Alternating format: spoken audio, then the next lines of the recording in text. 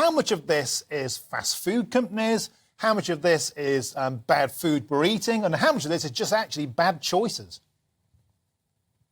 Well, actually, I think the reason we're getting these figures as they are, and the worrying thing is, there is a dramatic increase in people with type 2 diabetes that are under 40.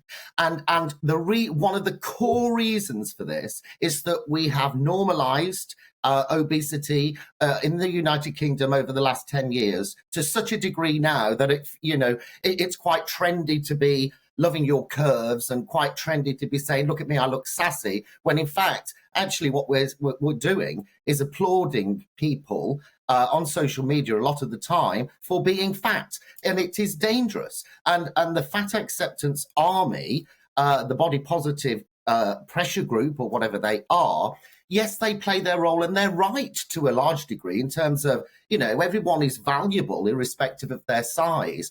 But the problem is when it comes to talking about solutions to helping people to lose weight, to manage their weight, and to stop being fat, that's when they get on their high horse and they squeal, "You're a fat shamer." And sadly, we've gone down that route, and we're normalising it. And oddly, people generally know what they should eat. The problem we have got, and that's why diets often don't work, because people know what they should eat. The problem we've got is mental lethargy. We're living in a society now where we have a disease called can't be botheredness. And sadly, that's where we're at.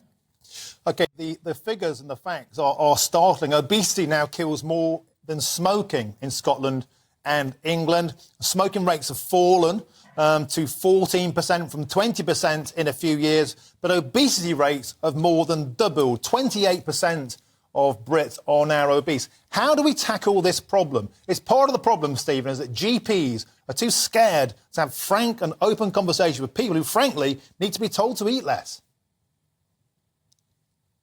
It's multifaceted because so on a very practical level, number one, we need to be promoting that healthy, where is the healthy food that is affordable? Because it is out there. Everyone suddenly talks about, it's too expensive to eat well. And I get it, but it is possible. Secondly, we need to be brave and bold in terms of our message to the public that actually being fat ain't good.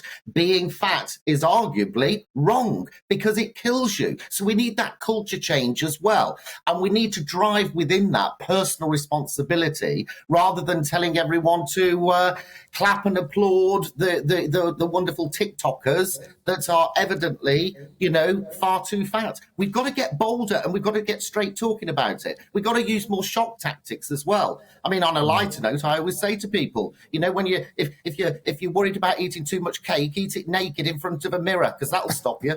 I wonder about the types of public personalities that get involved as well. There's a massive backlash, of course, against people like Jamie Oliver and Hugh Fernie-Whittenstall, very well-off celebrity chefs telling working-class people to eat less. Landa Bedley, who are the kinds of people, do you think, that the public might listen to on this? Well, I think it's mixed. And you're absolutely right. You've got, you see, I'm not a middle-class poshy. I'm very down-to-earth about it, as you probably know. And I think, genuinely speaking, there aren't many out there now that are giving the straight-talking message. I mean, I do, as you know, and I will never stop doing that. I'm a fair, loving sort of individual. And actually encouraging people to be fat and applaud it and to love their so-called curves, telling them they look sassy, is absolute cobblers. It puts you on death row. Yeah, it's interesting how people who do step in, people like Lee Anderson, the Tory MP, encouraging people to be able to eat and cook well, get slagged off because they're not the right sort of person. Anyway, Stephen Miller, thank you very much. Yes, go on. Absolutely.